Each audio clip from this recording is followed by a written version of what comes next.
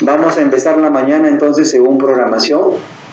Tenemos programado, como decía, el bloque de tamizaje del primer trimestre, y para esto contamos con 3 ponentes internacionales y la moderación va a estar a cargo de nuestra amiga doctora Lazo, Elsie Lazo.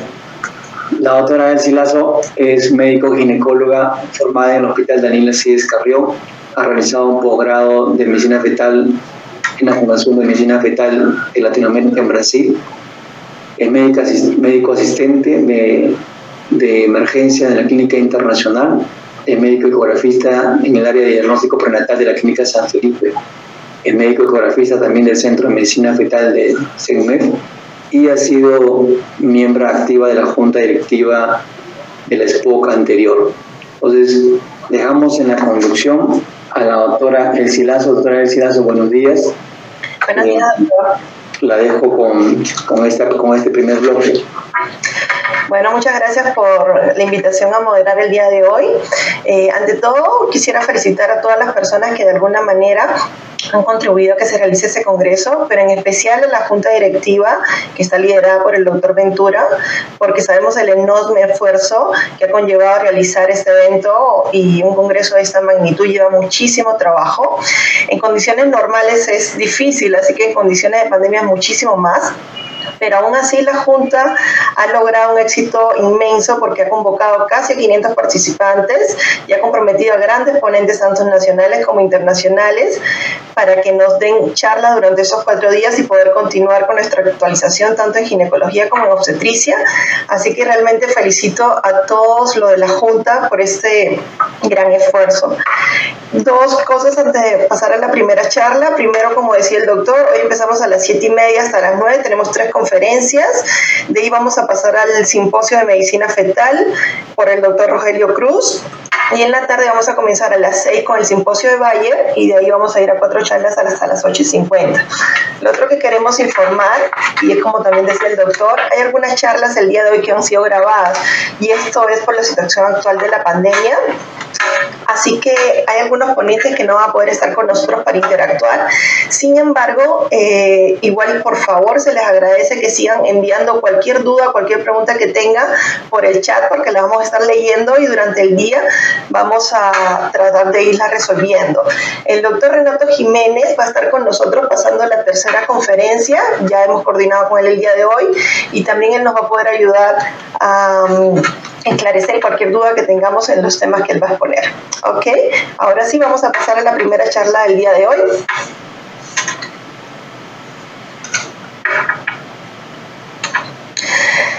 La primera charla del día de hoy va a estar a cargo de la doctora Karina Cradén.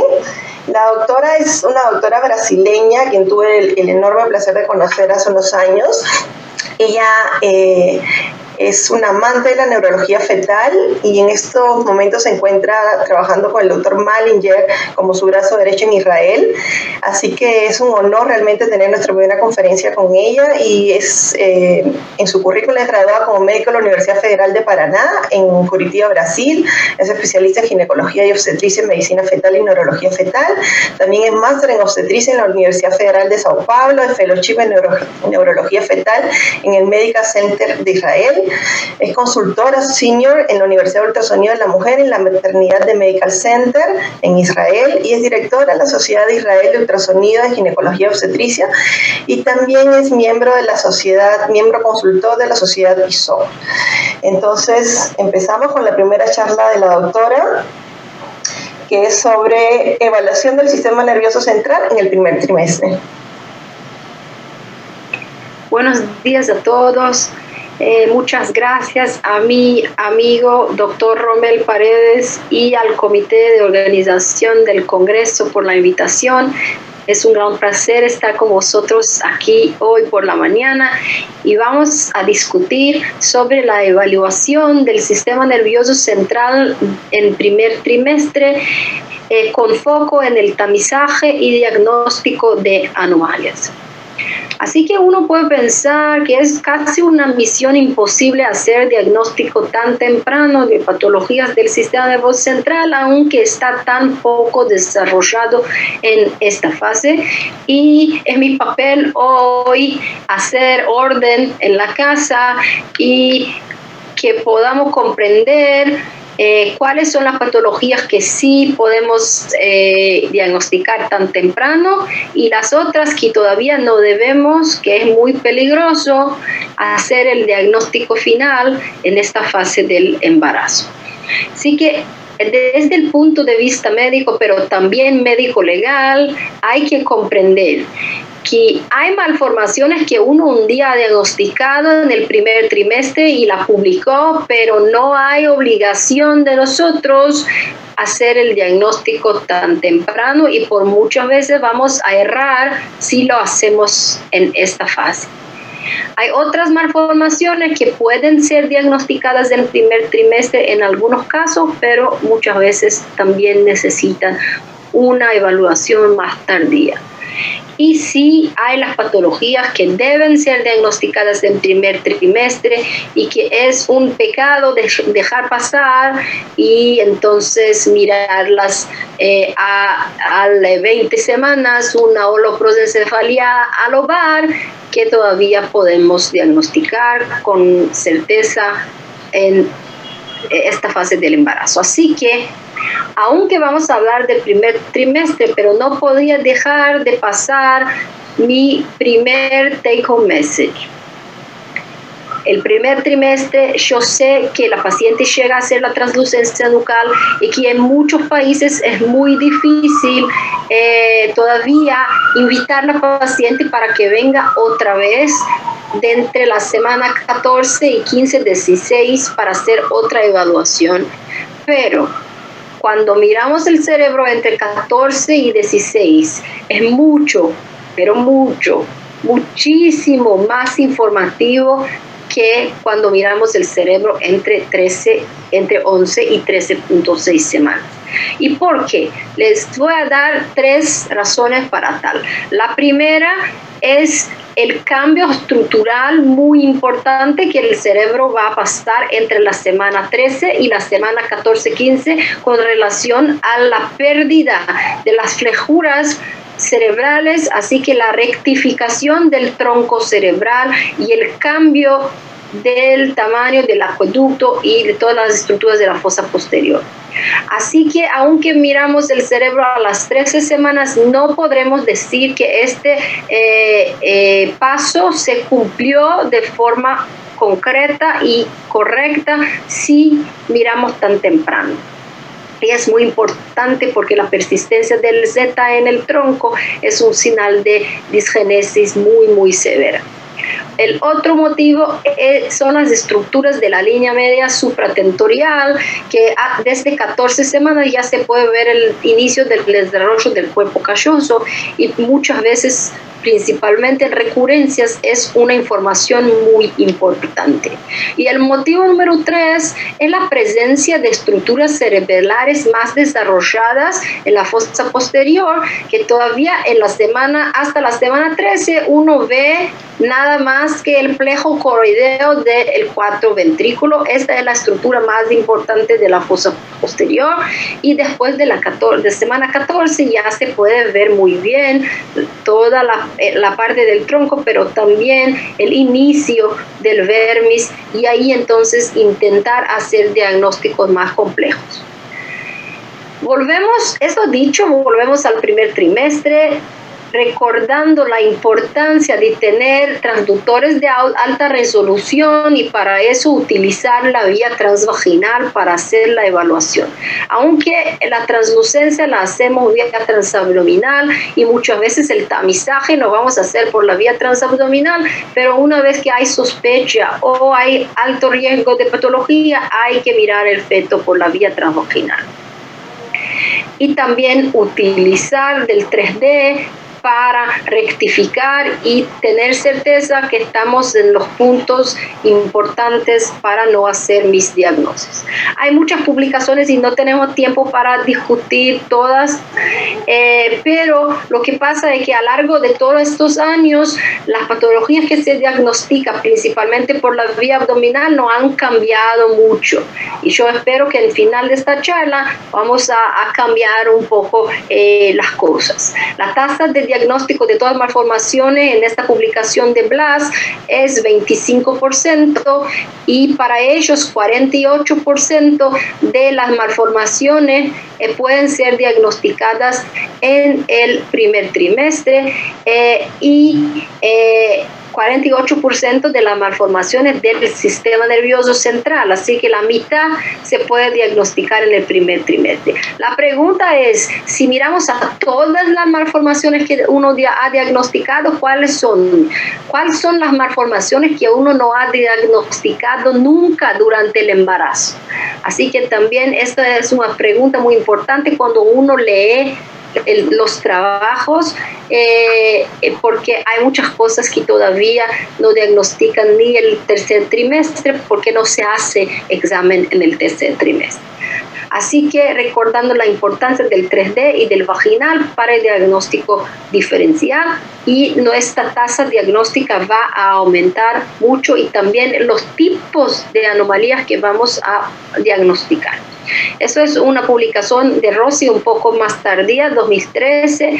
Todavía diagnosticaron 100% de las acranías, anencefalías y de las encefaloceles, y todavía, aunque no sea correcto para algunas cefaloceles anteriores menores, pero ciertamente para las posteriores y parietales.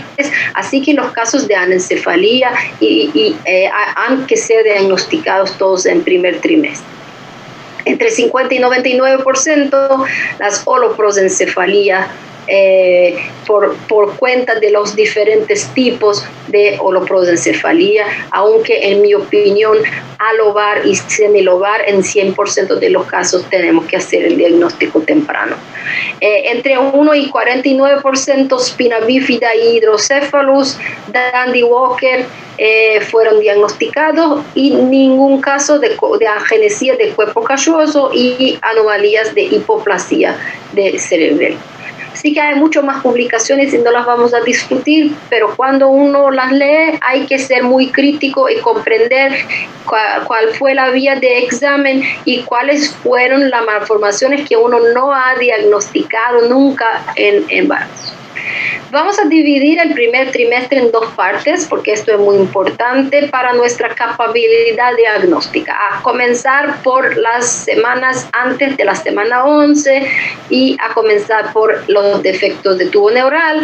La secuencia exencefalía, anencefalía, lo conocemos, que empieza con la falla del cierre de la fosa neural rostral hasta la desintegración del tejido expuesto en el líquido amniótico en la anencefalía. Los hallazgos clásicos son la irregularidad del cráneo, de la cabeza fetal, la pérdida de las vesículas cerebrales, así que se ve tejido cerebral pero no se ve las vesículas, lo que llamamos de Mickey Mouse Head. Así se ve como un Mickey Mouse las orejas, y aquí es un caso muy bien ilustrado por mi amigo el doctor Uri Erlich. Acá un caso muy temprano, en la semana 8, se ve el corazón, el latido afuera del tórax, y todavía no se ve muy bien, y si uno procura no puede identificar las vesículas, principalmente la vesícula rombencefálica. Así que cuando uno mira un feto de 8 semanas, transvaginal, 3D, se puede ya hacer identificación de todas las vesículas cerebrales, y todavía aquí se ve una masa de tejido cerebral con las prominencias de este cerebro que está nadando en el líquido amniótico, y así hacemos entonces muy temprano el diagnóstico de anencefalía, acranía, exencefalía, como en este caso, y ya todavía no tenemos la anencefalía toda desarrollada. Las cefaloceles también en muchos casos se puede diagnosticar temprano, con alta resolución, y la gran importancia de las cefaloceles es la presencia de anomalías mayores asociadas que pueden ser parte de un síndrome, pero también en asociaciones no sindrómicas. Así que una vez que diagnosticamos entonces una cefalocele, mirar todo el feto, una vez más la evaluación anatómica, principalmente vía transvaginal, y entonces la presencia de hallazgos adicionales van a sugerir anomalías y síndromes específicas. Aquí un caso, la semana 8, donde se ve una encefalocele occipital. Entonces, las vesículas telencefálicas y rombencefálicas son prominentes, muy grandes, y hay un contorno irregular de la cabeza fetal que no es esperado. Ahí un poco más tarde se ve también la encefalocele occipital, y cuando hacemos la evaluación anatómica de este feto también miramos los riñones aumentados y ecogénicos y la presencia de polidactilía, y el conjunto de la obra es muy sugestivo de la síndrome de Meckel-Gruber, que es autosómica recesiva y es parte del grupo de las ciliopatías.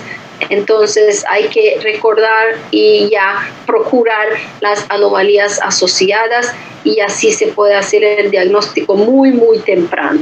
Un poquito más tarde, entonces muchas veces estas lesiones, aunque sean pequeñas, pero con la utilización del transvaginal se puede verlas de forma muy clara, pero hay que saber lo que uno procura. Las cefaloceles anteriores son un poco más difíciles. Si son muy grandes, hay que hacer el diagnóstico diferencial con otras masas faciales, pero por veces son muy chiquitas y de difícil diagnóstico, más prevalente en asiáticos, en algunas poblaciones indígenas. El diagnóstico de espina bífida antes de la semana 11 puede ser hecho en algunos casos de mira directa, así que si uno mira las dos líneas paralelas de la columna y se ve una apertura o el saco, ahí se puede hacer diagnóstico. Una vez más, hay que utilizar de alta resolución y gran sospecha diagnóstica. ¿Qué pasa con las anomalías de inducción ventral? ¿Es posible diagnosticar holoprosencefalía antes de la semana 11? Sí, porque a partir de la semana 8, como yo les he mostrado antes, ya es posible diagnosticar las vesículas cerebrales y principalmente las vesículas diencefálicas, telencefálicas, que van a ser los ventrículos laterales separados. Así que cuando uno a partir de la semana 8 no mira nada de host del cerebro haciendo la división entre derecho e izquierdo, hay que sospechar de holoprosencefalía. El tipo alobar tiene el tipo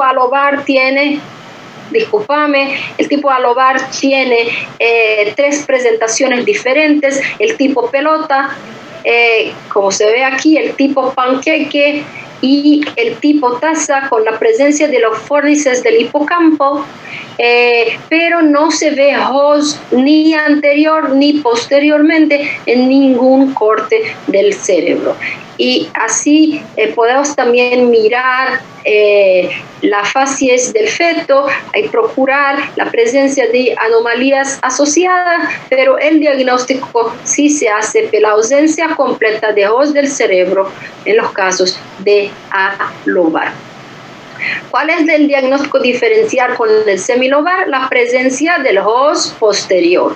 Así que la parte posterior del cerebro va a ser claramente dividida en 2 partes y la parte anterior fundida en un holoventrículo. Por veces hay lo que llamamos de cisto dorsal, quiste dorsal, y vamos a hablar sobre el quiste dorsal en un rato. Pero ya a partir de la semana 8 se puede hacer entonces el diagnóstico diferencial. Ahora vamos a pasar para el periodo más significativo del diagnóstico, que es a partir de la semana 11, y empezamos con la espina bífida. El tamizaje de espina bífida es conocido por nosotros, múltiples trabajos y publicaciones sobre el tema. Y la evaluación de la fosa posterior como signo de anomalía de la columna. La presencia normal o anormal de translucencia intracraneana, la visualización o no de la cisterna magna y el mal posicionamiento del tronco cerebral son signos que pueden nos decir sobre espina bífida, y también vamos a hablar a otros signos. ¿Qué es la translucencia intracraneana? Aunque la llamaron así, pero a mí me gusta llamar el cuarto ventrículo, porque esto anatómicamente es lo que es la translucencia intracraneana. La parte anterior, que también es hipoecogénica, es el tronco cerebral. Ahí que tenemos la pared posterior del tronco y el primer espacio, que es la translucencia intracraneana, el cuarto ventrículo, el plejo coroideo del cuarto ventrículo, que hace la división entre el cuarto y la cisterna magna. El vermis se ve muy pequeño y no se puede identificar diferentes partes. Así que yo prefiero llamar la translucencia de cuarto ventrículo. Es un nombre más académico y también nos permite hacer más diagnóstico diferencial entre las estructuras. Así que uno ve en el primer trimestre que la fosa posterior tiene mucho líquido y el plejo coroideo va a dividir el cuarto de la cisterna magna, haciendo este signo de igual, que es la translucencia intracraneana. Pero desde el punto de vista anatómico es muy importante que uno sepa reconocer la presencia normal del plejo coroideo del cuarto ventrículo. Esta es la estructura más importante de la fosa posterior. Cuando esta fosa posterior está obliterada, no hay fluido, así que la translucencia intracraneana no se observa o está muy pequeña, entonces se sospecha de traccionamiento del tronco cerebral en la fosa posterior y obliteración de la fosa posterior por cuenta de espina bífida.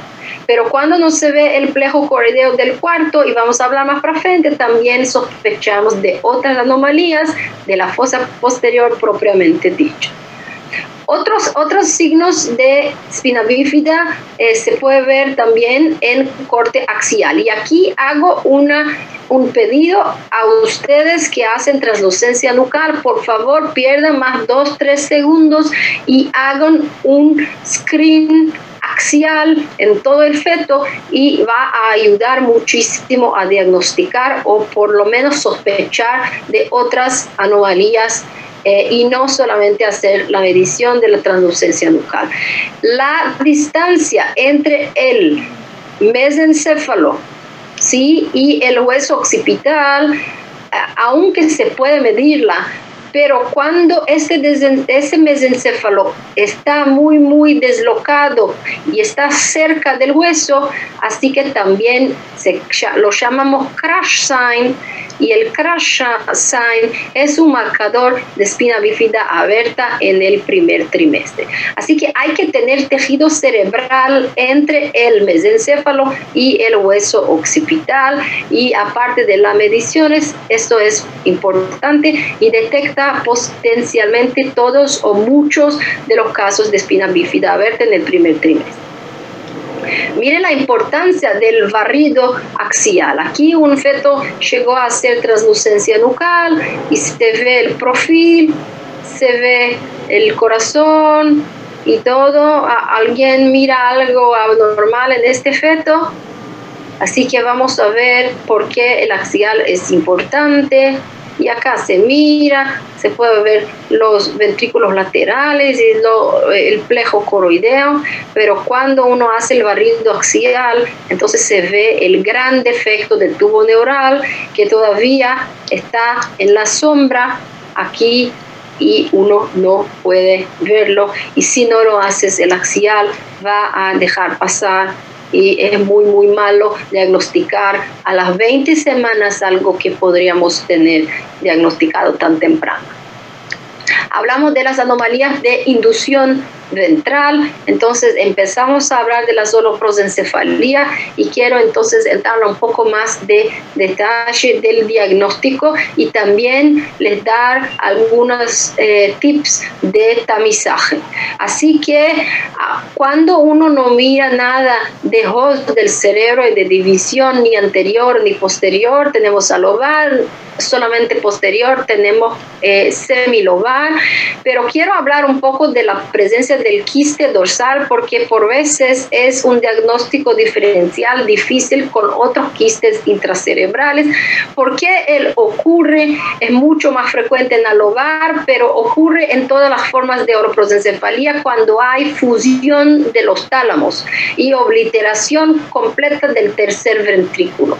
La obliteración del tercer ventrículo hace dilatación supratentorial, y la dilatación de la parte posterior y del cavo velo interpositum va a generar un balón que será un quiste, y ya lo llamamos de quiste dorsal. El diagnóstico diferencial es con quiste interhemisférico y otros tipos de hidranencephalía y otros tipos de lesiones quísticas del cerebro. A esta fusión de los tálamos llamamos de diencefalosinapsis. También está presente en otras anomalías como rombencefalosinapsis y otras malformaciones del cerebro.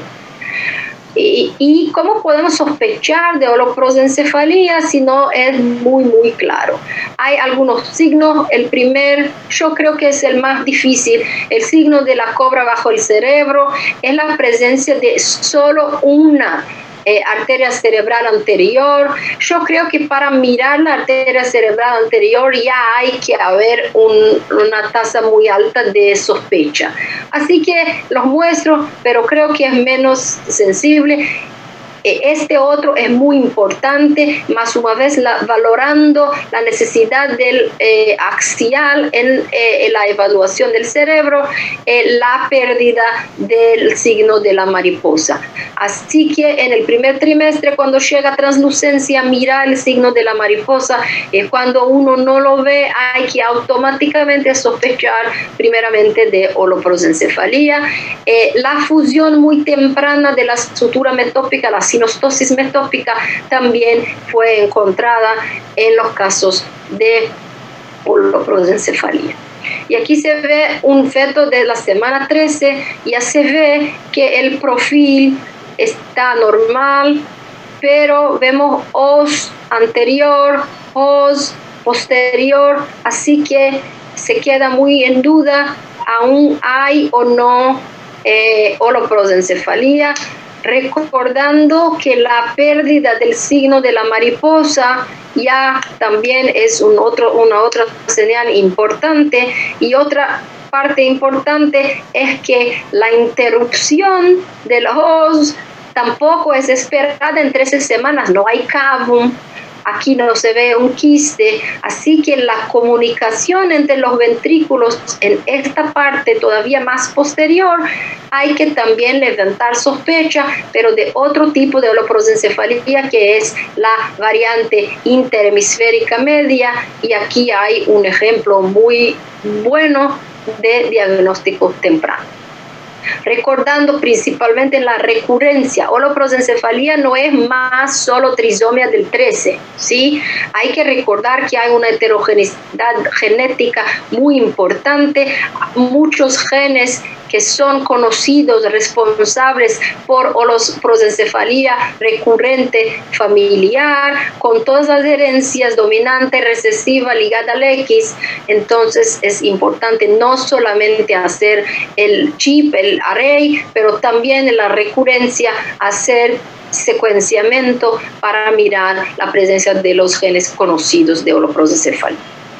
¿Cómo podemos hacer la evaluación de ventriculomegalía tan temprana? Es muy rara, la prevalencia es mucho más baja que en segundo trimestre, pero la frecuencia de las anomalías asociadas es mucho mayor y de cariotipo y anomalía cromosómica anormal también. La presencia tanto de malformaciones cerebral cuanto de otros sistemas también es muy alta. ¿Cómo se puede hacer el diagnóstico de dilatación ventricular tan temprano? Aquí no se hace la medida del ventrículo y se diagnostica por medida mayor que 10 milímetros. No. Vamos a hacer la comparación entre la cantidad de fluido adentro del ventrículo y el volumen, la área de plejo coroideo que ocupa en el ventrículo. Entre la semana 11 y 13, nosotros esperamos que el plejo coroideo va a ocupar entre 80 y 90% de la área del ventrículo lateral en el córtex axial. Aquí se ve como un 50% y la porción anterior es completamente llenada por fluido, y esto es diagnóstico de dilatación ventricular que se puede cambiar a lo largo del embarazo, pero hay que levantar sospecha e indicar una evaluación mucho más pormenorizada. Hay tabelas, hay referencias, otra vez no los invito a hacer mediciones, pero sí comprender o qué es esperado a cada semana de embarazo, y si hay proporción diferente, sospechar de la presencia de dilatación ventricular. No tenemos tiempo de adentrar en profundidad este tema, pero de toda la evaluación del feto con ventriculomegalía precoz, lo que es importante, lo que podemos hacer en primer trimestre. 1. Intentar excluir la presencia de espina bífida y holoprosencefalia, que son causas muy tempranas que puede concurrir con dilatación ventricular. Intentar mirar el sexo fetal, hacer quizá NIPT, y también mirar la manito si es un feto masculino para la presencia del pulgar aducido. También se puede hacer muy bien en el primer trimestre. Mirar la presencia de irregularidades de las paredes ventriculares y del parenquima cerebral, y la presencia de anomalías asociadas en otros sistemas también. Otras asociaciones con hemorragia, evaluación del tronco del cerebelo, son más limitadas antes de la semana 14. ¿Sí? Pero recordar las hidrocefalías genéticas, que son en 5% de los casos ligadas al X, lo que llamamos de síndrome L1. Hay presentaciones clínicas diversas que van a diferenciar más tardíamente el embarazo, pero feto masculino con pulgar aducido y dilatación ventricular precoz, ya hay sospecha y hay que encaminar a la paciente a hacer evaluación. Aquí vemos un feto de la semana 13 con dilatación ventricular, se ve muy bien que casi no se miran los plejos coroideos, pero acá hay algo adicional, que es una fosa posterior muchísimo alargada, y todavía no se puede decir cosas buenas sobre este cerebelo. Ahí se ve la dilatación de la fosa posterior, no se ve el plejo coroideo del cuarto ventrículo, así que la asociación de hidrocefalía, y aquí en masculino y también femenino, pero con fosa posterior abnormal, nos abre otro capítulo del libro, y hay que pensar en rombencephalosinapsis y también la síndrome de Walker-Warburg como dos representantes muy tempranos de hidrocefalía en el feto. Las alfa-distroglicanopatías entonces van a tener envolvimiento ocular también, y de todo el desarrollo del cerebro que vamos a poder diagnosticar más tardíamente, pero principalmente en los casos de recurrencia se puede identificar, como en este caso, la semana 12 se ve la dilatación de la fosa posterior, y aquí entonces las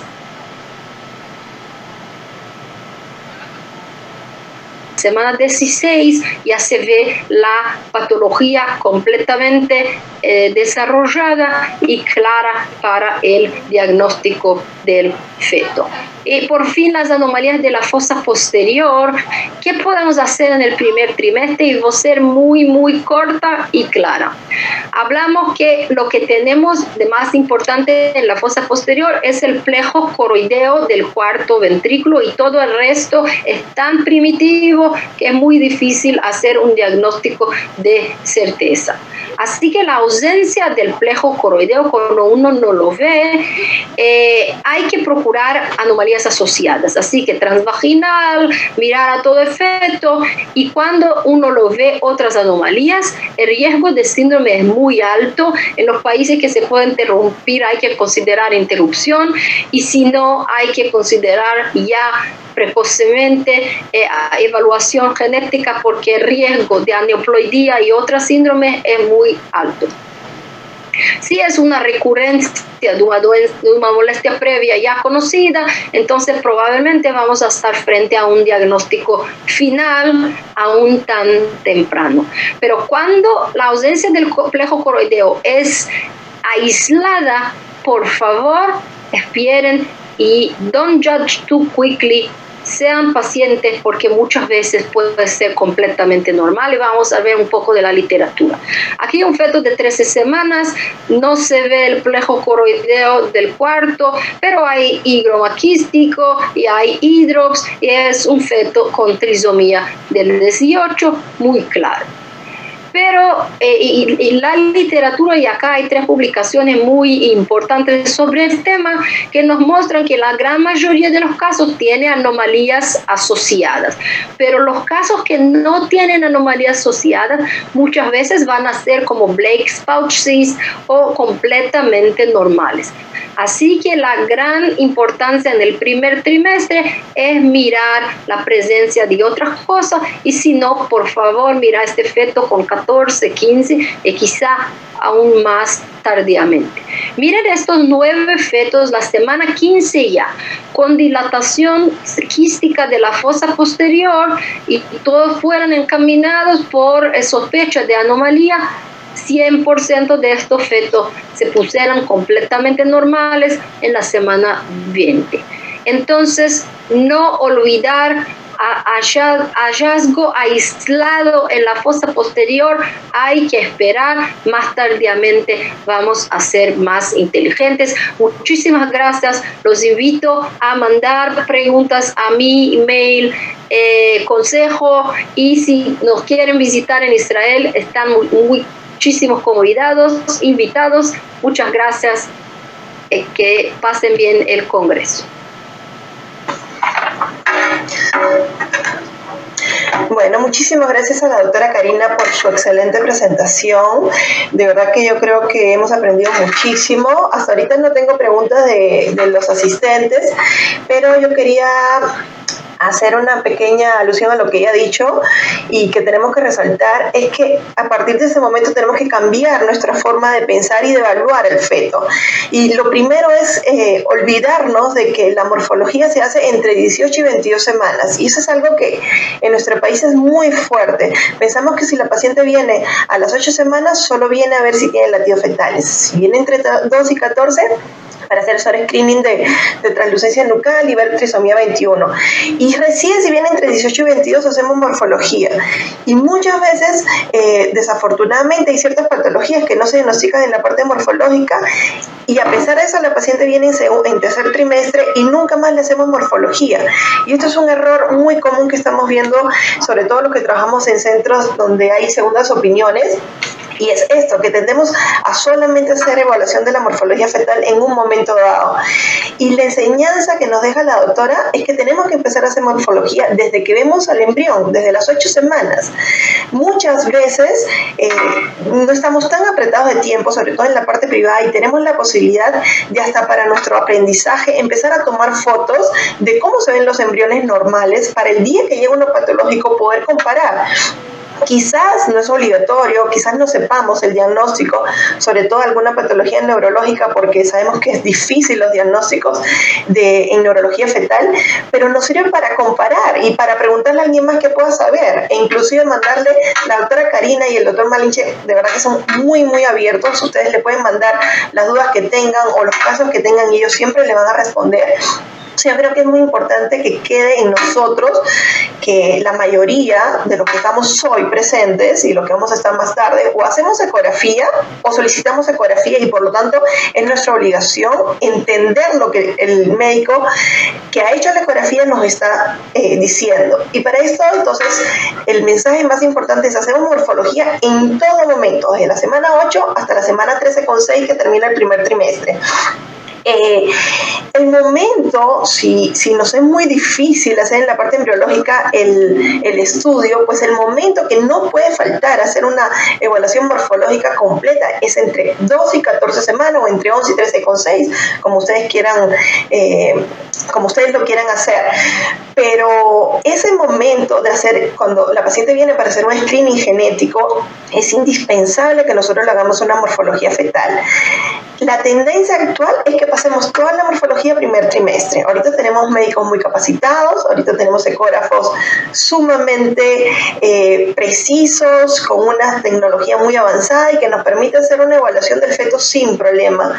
Pero para esto necesitamos abrir la mente, necesitamos saber que la paciente no solamente viene por ver la translucencia nucal, porque ahí ya ustedes saben que hay exámenes mucho más precisos y mucho más específicos para ver, para predecir trisomía 21, que una translucencia nucal. Así que el objetivo cuando llega nuestra paciente tiene que ser integral. Pensar que viene para translucencia, pensar que viene para adultos, pensar que viene para morfología y pensar que viene para predicción de preeclampsia, que son los 3 puntos que nunca pueden faltar entre 12 y 14 semanas. No quedarse en el corte sagital es una de las ideas de la doctora, no quedarse en el corte sagital y siempre el corte axial.